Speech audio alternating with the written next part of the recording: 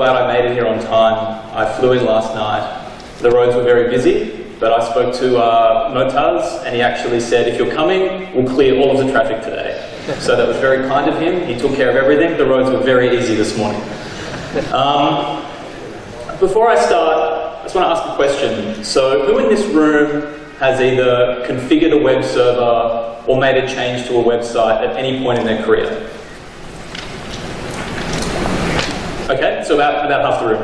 Okay, so in setting the sort of the context for this talk, I'd like to throw a scenario out there. So imagine we've been tasked with doing just that. Imagine we've been asked to make a small change to a pre-existing website. And for this example, I'll use the Cairo security camp website. So, because retro is cool, anything that looks like it's from the 1980s is cool, we've been asked to make a small change, and that small change is you need to put in a username when you first go to the website, and then that username gets reflected back to the user. So, pretty standard change. So now the website looks like this. As soon as you go there, it says CSCAMP14. Please enter your name to continue. And of course, we all know what name you'd enter. Something like this. Ooh, probably hacker or something offensive, or you might even try a script tag. And so now the website looks like this. You can see in the very top, it now actually presents that name back as soon as you enter the website. That's the only change you've been asked to make. Can anyone think of any problems that this might create? Reflected cross-site scripting. Yes. So cross-site scripting is a problem. By the way, I have treats for the people who have answers. So reflected cross-site scripting is one. What do you actually mean by that in the general case? So I can enter a meta tag with the script or JavaScript, and I can use anything I would like to be executed on my machine, on the client machine. Sorry, you might just want to repeat that to everyone. Instead of entering money, I put my name. And instead of putting my name, I would put meta characters with the script or JavaScript or I included or something, and put code that gets executed by my browser. Yes. So you could put in something in the page which will confuse the browser, and the browser will think it's control data versus information to be displayed on the page. I'm going to throw this to you. It might hit someone. Close enough. Yes. Yeah. So is that the only type of problem we would expect? Are there any other types of problems that we might expect? Well, cross-site. Yeah. Sorry, back. Change the content of the web page. You can change the what, sorry? The content of the web page. Yes. The content of the website, our own website. Yeah, exactly. So. And then what the wrong info about the company. Yes. So not only can you inject the script, once you have that control, you can then change the entire content of the website. So there's actually lots of things you can do with just this single change. Lots of things we need to consider. So cross-site scripting is what you answered. The content of the page. I can change the content of the page. Cookies. Where am I storing this username? Am I storing it in a cookie? Am I storing it server-side? Do I have to consider that? Along with cookies, you've got XSRF. So at the moment, it's just a username. But what happens if the website owner later on decides, I actually want to push something else into that cookie. I want to push a session token into that cookie. So, storage. Where am I storing things if I'm storing them on the back end? Scheme. Is it HTTP only? Am I doing TLS? If I am doing TLS, do I introduce any mixed content concerns when I move to SSL or TLS? Libraries. That nice little GUI that was up on the page, am I using just HTML5 for that? Or am I actually using some pre-built library that presents it nicely to the user? And if so, if I've just introduced a library, now do I have to be concerned with patches? Do I have to make sure that the web server is still up to date? Do I have to do any additional work? So there's other things there like the config. I have to make sure the config is appropriate for the site. And the origin. Do I want to be running any sort of script in the same origin as the website? So you've got CairoSecurityCamp.com. Do I create a new origin for that? So userdata.cairosecuritycamp.com to make sure that any kind of script execution is completely outside of the context of the rest of the page. So I suppose the point I'm trying to make here is that this one single change can introduce a lot of variables, some of which are very important to security. So this is just one website. So imagine we've got, 10 websites, and we're thinking of the scale of the internet, 1,000 websites, 1 billion websites. What about client software? What about the browsers as well? When we're thinking of bugs. So we're thinking where bugs could be on the internet. We've got websites which can have the bugs, then we've also got the browser software that we're using. Browsers have to do a lot of things, and I'll talk about some of that today, but there is a lot of untrusted content that gets rendered in these pieces of software which are very crucial to our sort of existence on the internet. What about endpoints, the operating systems themselves, or the infrastructure? So once you start thinking about debugging the internet, bad news, probably not surprising to anybody in this room, but the internet is full of bugs. Good news is that finding them is fun, and it kind of protects our fellow internet users by finding them. And by doing so, we're also taking those bugs away from people who want to use them for their own purposes. So there are things that we can do to debug the internet, and at the very high level, I'll go over them today. So taking that all into consideration, what do I really want to press on, and who am I? So I'm Tim. I spend most of my time at Google doing what I call hacker philanthropy. That's just a fancy word for giving researchers money for finding bugs. I do that through the Chrome program, and before that I used to work on the web program. Long story short, I'm the person who writes the checks at Google for the hackers. And the other thing that I do, which is much more important, is I make sure that all of the bugs found internally at Google and submitted through researchers, I work with the engineers and make sure they get incorporated into the latest version of Chrome. So when you see that Chrome update, hopefully I've pushed as many fixes into that as possible, and hopefully not too many that it actually breaks your computer. So as part of this keynote, I'd like to talk about the internet at large and some of the threats that are present on the internet. And then after that, we can look at the challenges of securing a browser. So why is browser security hard? And then we can take a look at some of the statistics in the program. So some of the figures and metrics for those who are interested in the type of bugs that we get at Google and the type of bugs that researchers provide us and how much we pay for those type of things. So what are the top threats on the web? Again, it's a very high level question, but the way I see it, there are 3 major threats. So browser and web exploits, definitely huge. Almost everyone uses a GUI to navigate the web. I mean, we all have those friends who use links or text-based browsers, but they're very much in the minority. And if you can successfully attack the browser, you can do a lot of things. You can get the cookies to impersonate that person on a bunch of different websites. You can get other identifying information, as well as basically performing any task on behalf of that user. On the website, cross-site scripting and cross-site request forgery still dominate the landscape as far as web bugs are concerned. And they allow attackers basically arbitrary script execution on a website of their choice. And that gives them a lot of freedom whether or not they want to do it for a political reason, they want to deface the website, or whether or not they want to do it surreptitiously to potentially steal data from users without them knowing.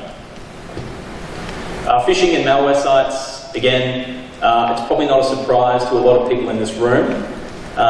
They're designed to steal your password and your information to either impersonate you, use that information to then get in contact with your friends and try to leverage that for a financial purpose.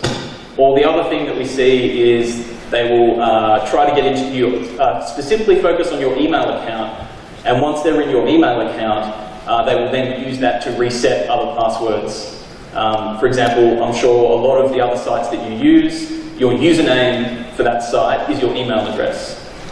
So once they're in your email account, they can then reset all of your other passwords and then use that as a launching point. Finally, attacks to SSL or TLS. So whether it be active downgrading of connections or man-in-the-middling connections for their own purposes, or whether it just be problems of mixed scripting on websites. So a website is served over HTTPS. Not all of the content loads over HTTPS. Some might load over HTTP, especially if it's some form of script. And then you have the problem of a website that appears secure, but it's loaded a script from an unsafe source, and just like in an XSS, that script can do basically anything on the website and present that back to the user. So without SSL, we don't have confidentiality or integrity on the internet, and that's a huge problem because we do a lot on the internet that we didn't do 10 or 20 years ago. So when we think of browsers, so Internet Explorer, Firefox, Chrome, Opera, Safari, what makes securing a browser so hard? So from my point of view, what's the hardest thing? Internet crime. So during 2013, almost every industry, from banking to insurance to government departments, and actually even some security companies, were hacked or breached. Vast amounts of data was stolen. It doesn't take long to, if you just look on the internet for hacked companies, you'll find a news article probably every couple of days about some big company that's been hacked. And they're the ones that know they've been hacked. There's probably a huge underreporting as well. So as far as money figures are concerned, so the FBI in America, so the Federal Bureau of Investigation, they put in 2012, I think it was 580 million they attributed to the loss just of profits of internet crime. And in 2013, that figure rose about 40% to 780 million. So browser security is hard because there are lots of people who want to make money, and usually those people who want to do it in a nefarious manner, whether it be attacking other people or whatever. If I have a bug in a browser, then I can use that, and you're using that browser, like Chrome for instance. If I know there are about 900 million users of Chrome, and I have a bug in Chrome, I'm in a very powerful position, provided I can deliver that exploit reliably, and that I actually have the infrastructure available to span such a large audience. Everyone uses a browser all the time. So in kind of in less than 20 years, the internet has moved from just like bulletin boards and playing around to full service industries. I can't think of many new companies that start today, or many old companies either, that don't have websites that offer services that once had to be in person. So banking is the perfect example. Almost everyone banks online. Sorry, I'm standing right in front of the thing. Almost everyone banks online. Suddenly it's this mainstream thing that everyone is using. And it's kind of being used by a population that doesn't understand the inner workings of it. Now that's not a criticism of people at all. Just in the same way that a lot of people don't know how their car works. They drive their car, they're happy, they don't have to understand what's going on under the hood, as long as it gets them to and from where they need to be, they don't care how it works. We're seeing similar kind of thing with browsers, that people don't really care how they work. The problem is a lot of people should have some understanding of how that works, because the security of the browser is fundamental, especially when we're online all the time. And yet finally, on a more technical standpoint, why is it hard to secure? Well, an attacker has easy remote access. It's open all the time.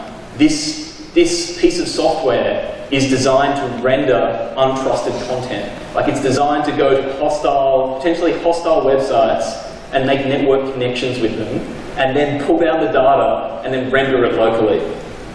Like, if that's not crazy for security, I don't know what is. On top of that, we've got millions of lines of security critical code in a browser. So it's not just, there's this small security sort of library or small security stub that I pull in and it has all my security in it. No, it's interweaved in every single part of the browser.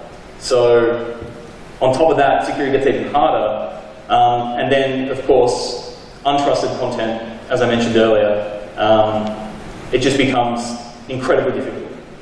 So when I start thinking of bugs in browsers, I'm like, oh, so we've got problems all over. We've got internet sites, which are probably full of web bugs. I then have browsers which are hard to secure, and render lots of untrusted content, have millions of lines of critical code, and then on top of that, they're probably sitting on an operating system that has maybe some janky API calls, like, bugs. Sometimes it really just does my head in. And it can feel a little overwhelming being on the defensive side. As an attacker, you only need one bug, right? So from the attacking side, you need one bug to achieve your goal. On the defending side, to be 100% secure, you need to cover every possible angle. You need to be able to predict and plan against every possible attacker. And this is not only a futile task, it's an impossible task. So, just in case people in the room didn't realise this already, security is hard. So, where does that leave you, right? It's a little bit pessimistic, but where does that leave you? What can we do from here? How can we make things better? So what do you do when you're trying to defend a huge code base with millions of lines of security critical code against well-funded and capable adversaries? Well, if we go to our information security textbooks, defense in depth. Defense in depth is core to everything we do in Chrome and core to most security projects. So you're left in this position of all you can do is put in multiple lines of defense, hope that they don't overlap, and so if someone is going to break to the most privileged execution in your code, that they have to jump through a series of hoops, and that's more and more unlikely the more layers that you put in there. So for example, browsers have restrictions on what origins code can execute in. So if I'm on evil.com in one tab, it can't interfere with google.com in the other tab, or it can't steal those cookies. So browsers enforce that locally.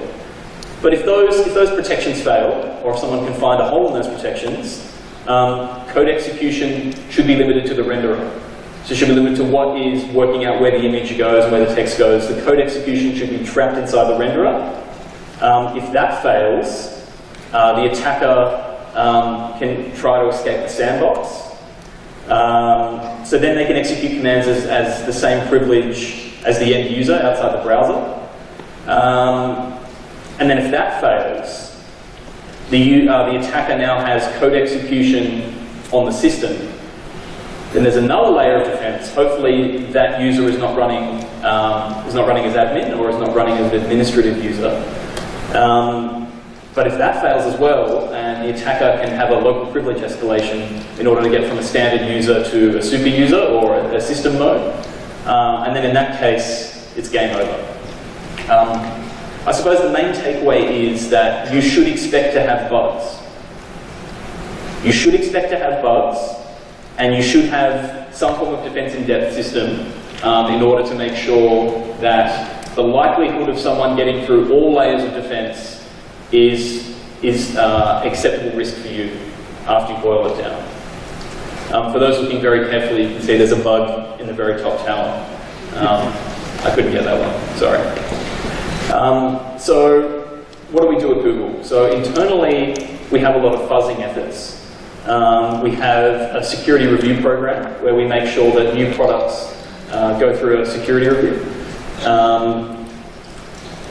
We do automatic updates via Chrome, so we're not relying on someone taking the time to reboot or ignoring the you really must restart your computer. No, really, you really must restart your computer to get the security update. Chrome will do that mostly silently in the background. We hire security researchers as well. And we have other efforts sort of not only to find types of bugs, but classes of bugs. But most importantly is you have to not just find the bugs, that's half the battle. The other battle is working with the developers to make sure those bugs get fixed. Because the security doesn't improve when you find the bug, the security only improves when the bug is fixed and shipped in the product. So that said, one thing Google likes to do is it likes to scale.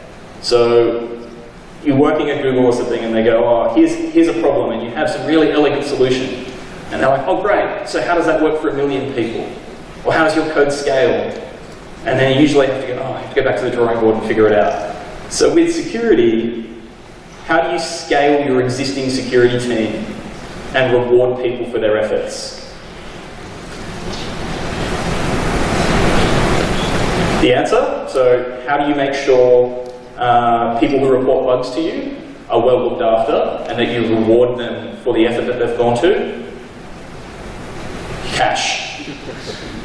Now, a lot of some of our researchers aren't interested in money at all. They're more interested in the credit and being in our Hall of Fame.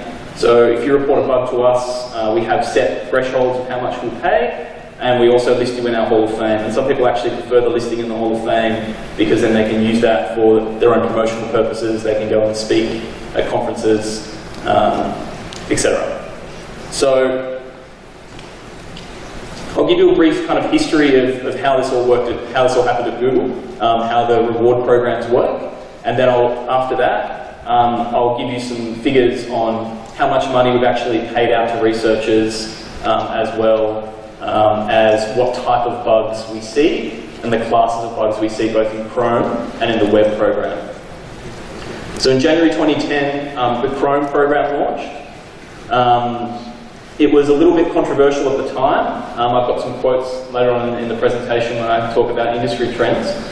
Our reward values, I think 500 to 1337 were our initial reward values, and then in July we upped them to 3000 or 31337 for the top reward amount. In November 2010, we launched the web program, so that was for all of our web properties. So if you found a bug in like Gmail, Google+, Google Search, any of our web properties, you could report them to us and we would be able to pay you for that bug. In February 2012, we expanded the scope of the Chrome program to Chrome OS, as well as things like the Linux kernel, Flash, anything that we bundle and send out. And for the first time, we included bonuses for fixes. So yes, you got paid for the bug, but if you wrote a patch as well, which addressed the bug, it meant that we could ship it out to users more quickly, and it also meant that people were protected more quickly, so we paid for the patch. In August, again, more bonuses, we increased the reward amounts. We started to focus more on exploits, or exploitability. One of the reasons we did that is because a vulnerability is good. You can see there's a hole in the system, but it may not be exploitable. It may not be easy for someone to turn that into a bug that you can use against someone else. We started paying more for exploits because that demonstrates that the vulnerability has an impact. It demonstrates there's a real risk to our user base. In August, again, we increased the amounts. In October last year, we launched what we call our patch reward program. So our patch reward program is very simple. We have a list of commonly used open source programs. It's like OpenSSH, OpenSSD. It goes as far afield as an Android open source project. There's a whole list on our website, and if you don't have to find a bug, but if you write a patch or introduce a security feature to that open source software, and that gets incorporated into a release, it gets submitted into a release, makes it a release, you can then write to us after it's been submitted to the release, send us the change lists, and go, hey, I wrote this, I actually included this, this introduced sandboxing, or this removed a whole class of attack. We will actually pay you for that patch, even though it's not our product. Most recently, in September, I wrote a blog post on the Google blog about upgrading our rewards. So instead of being from 500 to 5,000, it's now from 500 to 15,000.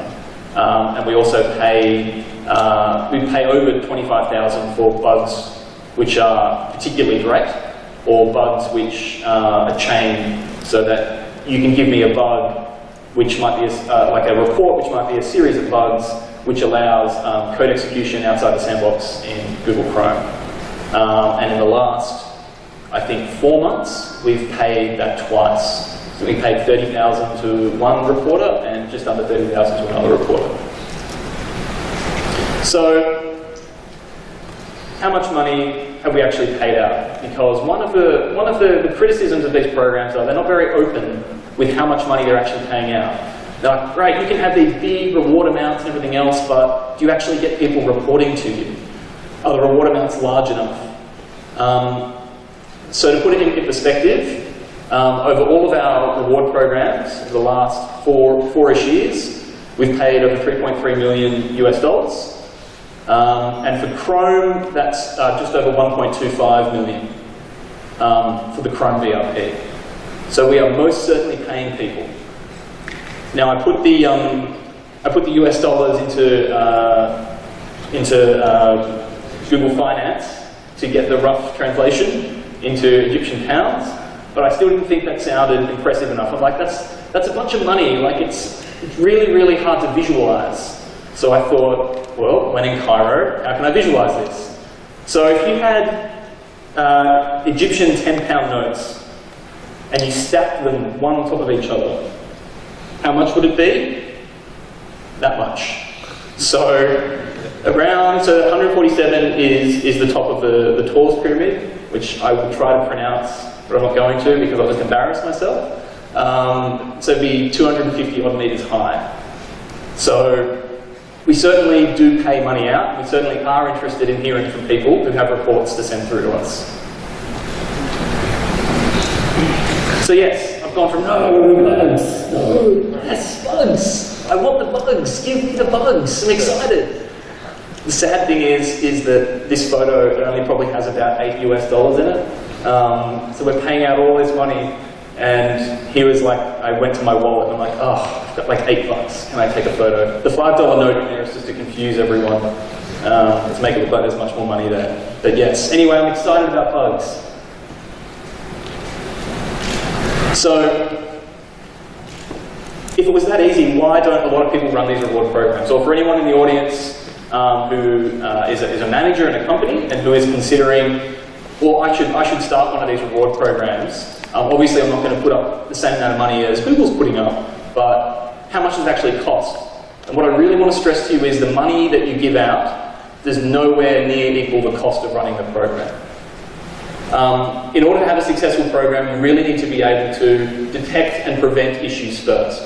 So if you don't have review processes, if you don't have some form of change control body, if you don't have a way that you can intelligently get a bug into your company and know what to do with it, or know how to fix it, or know how long it's going to take, or how much resource you actually have to fix this problem, then a reward program is probably not for you. In my experience, reward programs only usually work when you're in the position of having a robust security process already. You have robust internal testing, such as red team testing or penetration testing. Once you have those processes already, a reward program probably works for you. A strong part of that is a dedicated triage function. So you need to be able to be quick and efficient with reports. So reports come in, you need to be able to look at a bug, you need a team that can not be so familiar with a product, but be able to tell whether or not this is a serious bug, and whether it's exploitable, whether it's a vulnerability that may or may not be exploitable, or whether it's complete junk. So you need a quick and efficient process to do this. I've put automated in question, with a question mark, because in my experience it's very, very difficult to automate that kind of system.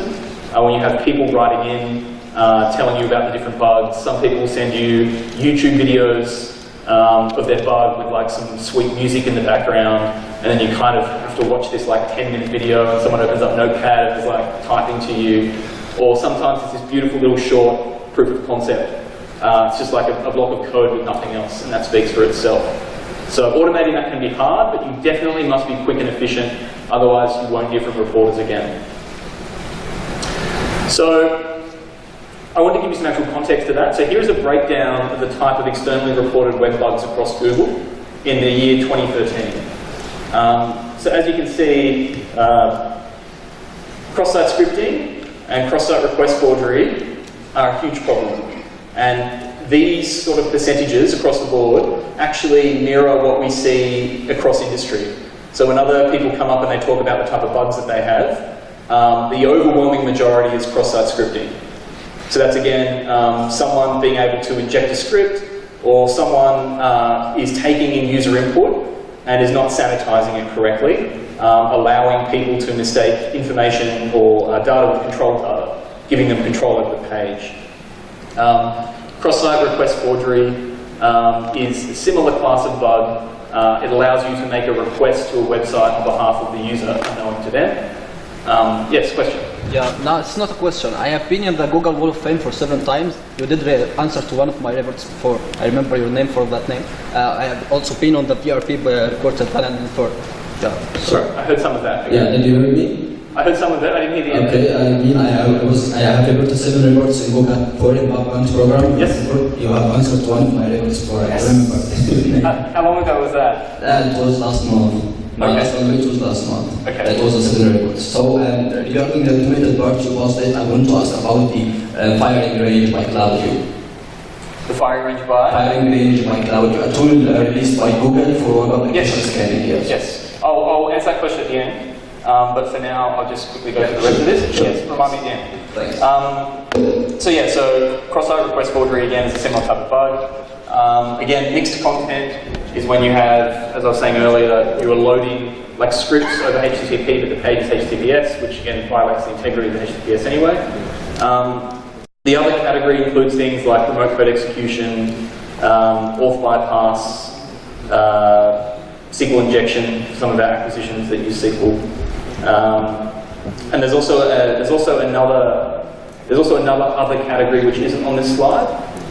That is for bugs which don't really fall into one category or another. Like they're a bit more complicated. I can't just easily put them into one bucket.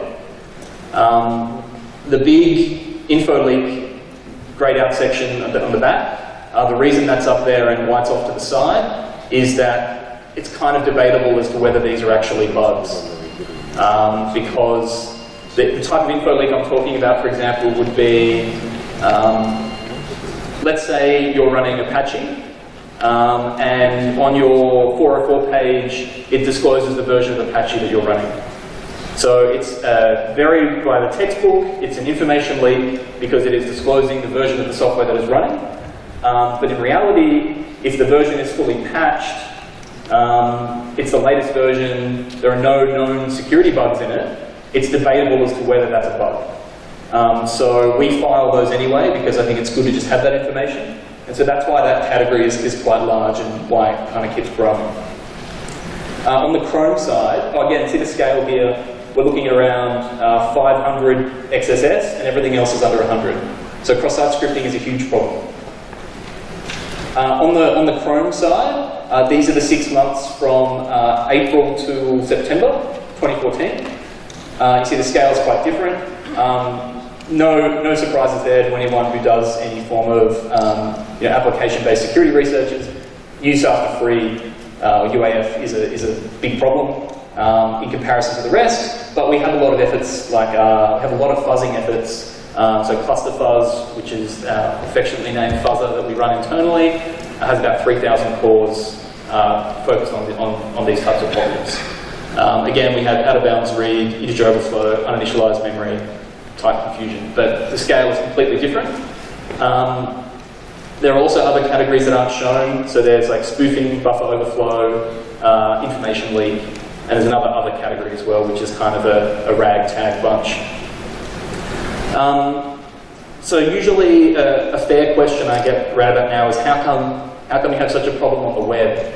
Why does the web have 500, 600 bugs and Chrome has a handful of bugs that you know about? Well, to be fair, the web is a much more challenging environment. We have the benefit of Chrome where we can package up a release and ship out a release, and we can have gates on that process that determine whether or not a feature makes it into a certain release of Chrome.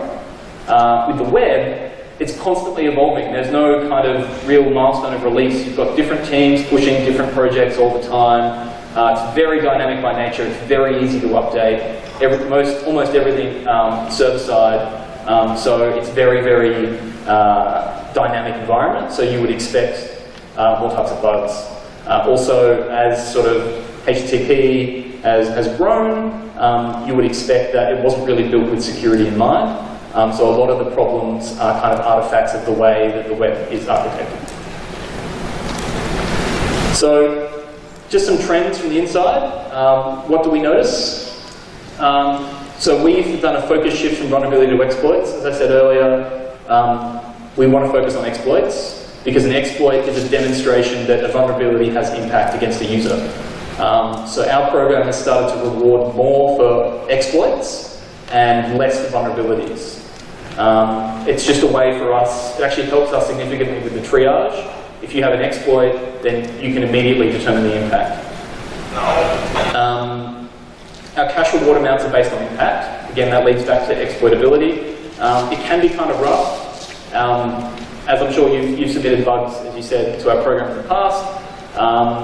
One of the problems is you can spend weeks and weeks and weeks and weeks on something, and you have this bug, and you're working on it, you're massaging it, you submit it to us, and we're like, oh, it doesn't really meet the threshold for reward, or just meets the threshold for credit, or maybe you get like $500 or something for your time. Or sometimes you can spend 10 minutes on something, find something really obvious, and people get $5,000 for it. So it's not really fair, but at the same time, we have to have like a ranking, and we think that having the cache rewards based on the impact of the bug is the best way to do that. Report quality over time. So if you do wish to run a reward program, you really, really, really, really want to love email. Example, we get a very high number of low quality reports and a very low number of high quality reports. That probably doesn't surprise anyone in the room, but just to give you an idea of the scale, so in a 3-month period, in a quarter, we probably get around 20,000 reports to our security@google.com address. Of those 20,000, and this is after spam filtering, of those 20,000, about 2,000 are probably what I would call pretty legitimate bug reports. And then of those 2,000, only 200 of them probably end up with actual bugs. And of those 200, we're probably only rewarding a percentage of them. That's a high percentage, but probably a percentage of them. So when you think about that, so 90% of the reports are just complete junk. The 10% of that 90% is definitely worth a look at. Of that 10%, you only actually take 10% of that. So in the end, you've got 99% of stuff that kind of just gets thrown out, and you're focusing on that 1% of reports.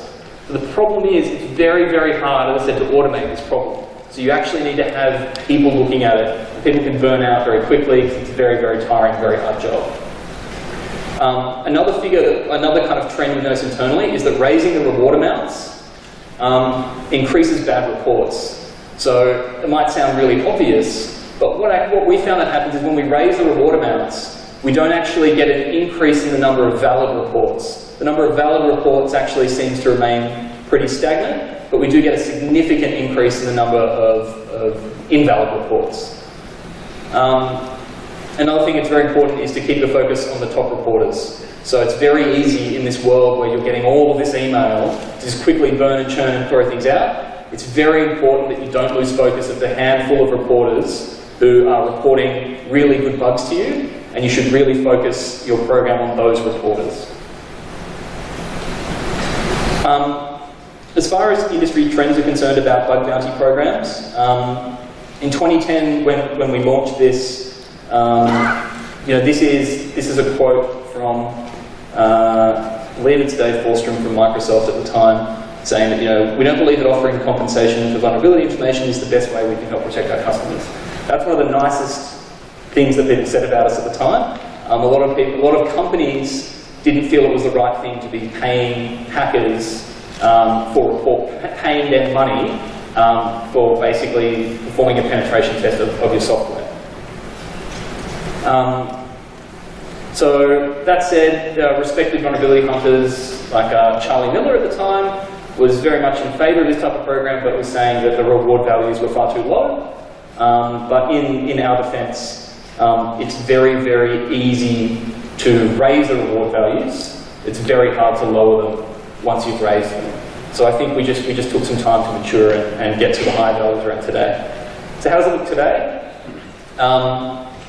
These are all of the, this is not a comprehensive list. These are a bunch of companies that all have some form of bug bounty program. So there are a lot of companies playing in this space, and there's a lot of sort of interesting bugs you can find as students or as budding security researchers. Again, not a comprehensive list. This is just a list of some of the big players. There's also another thing which has been called Bug Bounty as a Service, or BBAS. These are people who approach companies or have a service that they offer a bug bounty program. So a company like a HackerOne or BugCrowd would say, you know, hey Yahoo, you don't have a bug bounty program. It can be really complicated for all the reasons I spelled out. Let us do all the front-end handling for you. We'll do all the comms of the reporters, we'll pay everyone, we'll take care of all of the traditionally hard work of a bug bounty program. So some of them only do the payments, some of them take all the bugs and do the back and forth with the researcher. The trade-off is that using this, someone else has your bugs. So you have to be comfortable with this external entity having a list of bugs in your software. Versus, you know, the other very important thing is if they're doing the triage function, they better know your software very, very well. Because it's very easy to overlook some of these bugs. Some of them are very, I would use the word beautiful. They're beautiful bugs, they're very esoteric, they're like hidden in between certain code parts, and it's amazing. And on first look, it can be very, very easy to overlook them. So that's the trade-off. Yes, you can get rid of that, but you're also losing the internal repository of bugs and the ability to triage them. As far as other things in this field, so Google has an effort underway called Project Zero. So it's really, Google has dedicated a team of security researchers, and they basically, you know, they have their own sort of autonomy and the skill set to be able to look at any product on the internet. And they're charged with finding bugs in those products. So completely not limited to Google. They focus on whatever they think is the most important piece of software that has bugs in it that they need to get fixed. So the effort has been going on for about 4 months, and so far they've found over 150 vulnerabilities in Flash, macOS, Internet Explorer, and they also found one in Chrome. So this is kind of an interesting development where we've just got a team and they're just focusing on whatever they think is the most important piece of software that needs to be secured. The other thing they do is, in order to ensure that the companies fix them, because bear in mind, as I said earlier, security does not improve when a bug is found, it only improves when a bug is fixed. So they give a company 90 days to fix the bug, and if it's not fixed after 90 days, they make all of the details public. And you can actually have a look at the bugs that they've made public, and you can also have a look at the blog. You can just search for Project Zero blog, or it's googleprojectzero.blogspot.com. There's also this thing called the Internet Bug Bounty. Again, this isn't just a meme reference, that's actually their logo. That's actually their logo.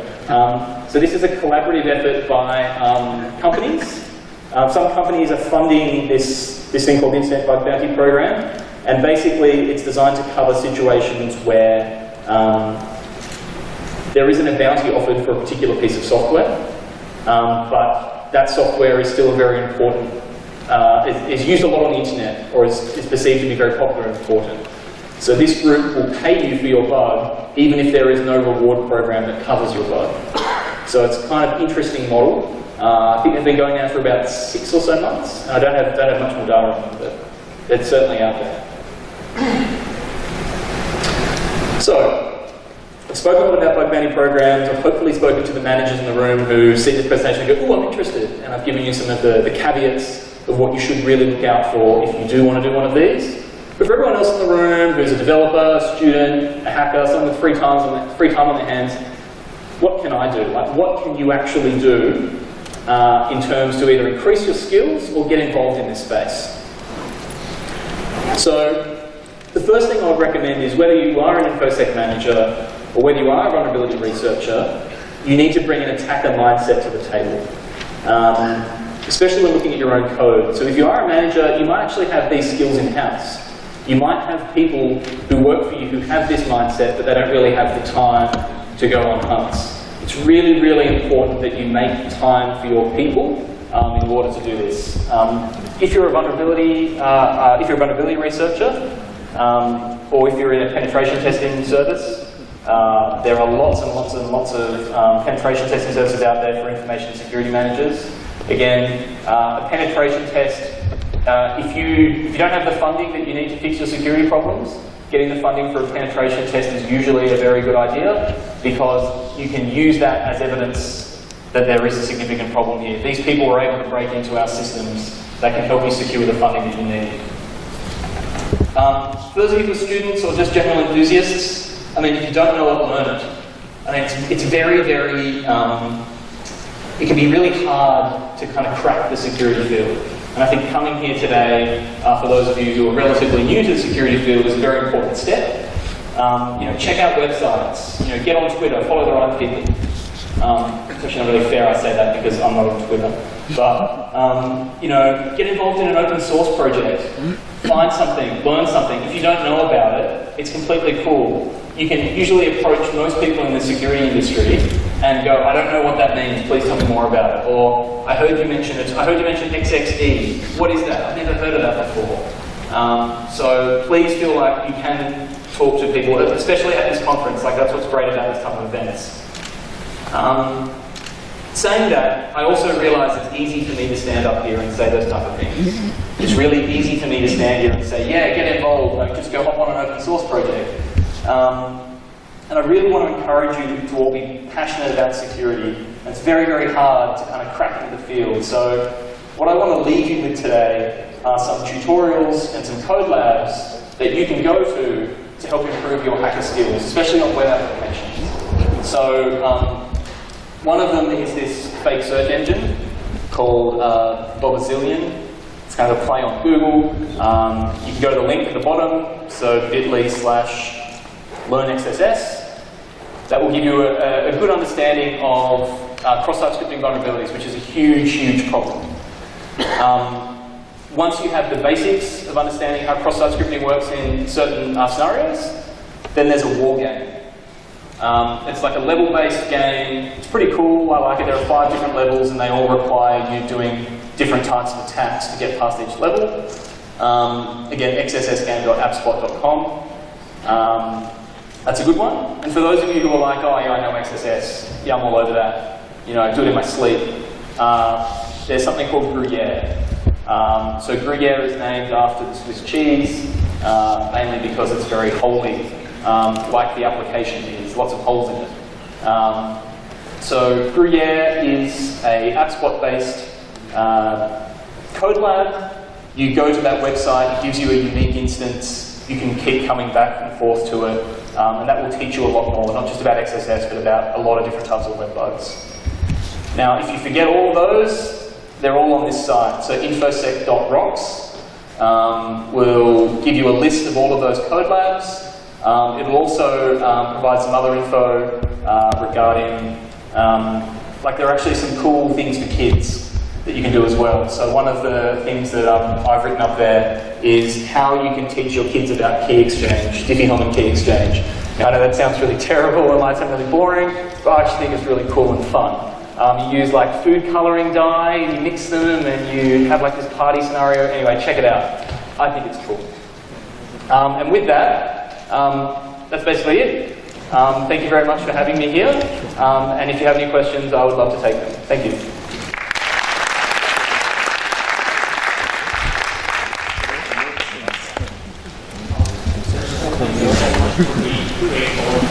I would ask about the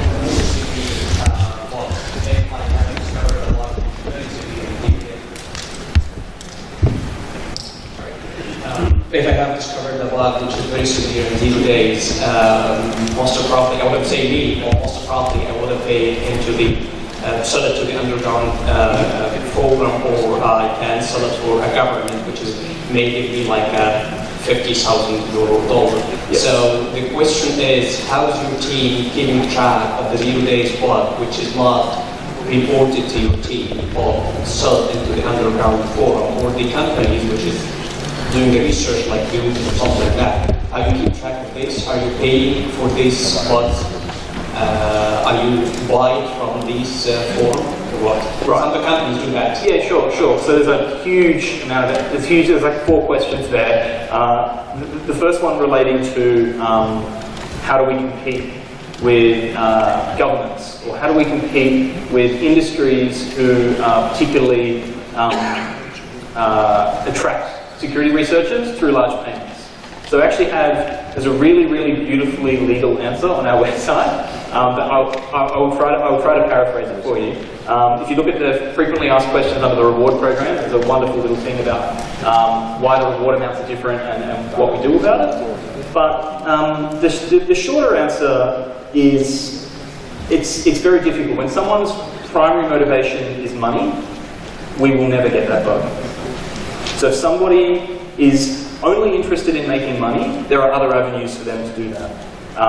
And even if tomorrow we started paying, $100,000 or $200,000 for these type of bugs, I understand that what will probably happen is that the governments and other people or organised crime who use these bugs for their intelligence programs or their purposes, whatever they want to use it for, they would then just increase the prices again. Because they have a demand for this bug. This bug produces something for them, whereas we kill the bug and make it safe. So what I would say in response to that is, I would like to think that reporting the bug to us has other advantages that aren't primarily cash.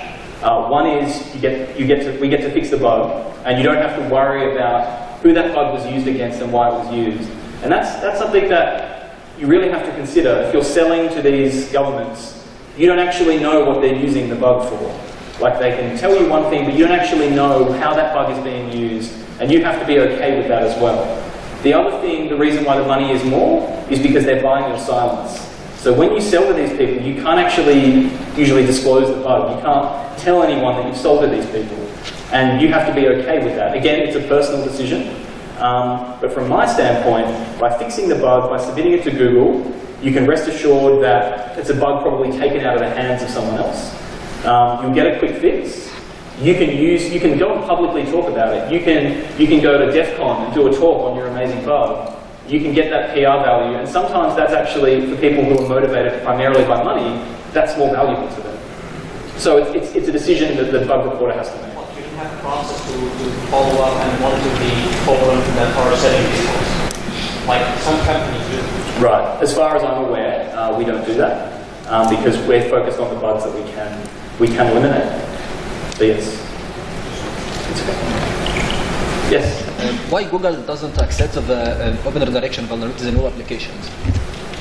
So the question was, why don't Google accept open redirection vulnerabilities for web applications?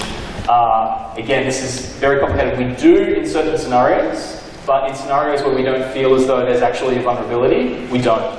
Again, if you go to the frequently asked questions on the web program, the program you report under, if you click on the frequently asked questions, there's a whole section on why we don't accept open redirectors. The actual answer is we do, but they have to have some form of security impact and value. So one of the ones that's commonly reported to us is if you go to google.com/q=?, and then whatever that value is, sometimes can open redirect. But that's working as intended. That's how that's actually designed to work. It's how search works. So yes, you could say it's an open redirector, but I would argue that there's actually no real value in that from a security standpoint. But yes, please read the website, and if you read it and you still have questions, feel free to come and talk to me. Thank you. Any other questions? Yeah. Last question is about Yes. the firing range. The question asked, firing range by Claudio. Firing range, the web application. Oh, the firing range, yes. So we recently released firing range. You can take a look at it yourselves. I won't take up any more time talking about it up here. But there's also Inquisition, which is something that we presented, I think, at a Google Cloud Summit last year. And that might be another thing in the pipeline as well. But no, definitely go have a look at firing range if you're interested in the web application space, especially security testing. It's an interesting tool. I think it was only released publicly. Was it this week or last week? Yeah. So if you're interested, yeah, go have a look at firing range. All right. Okay, thank you.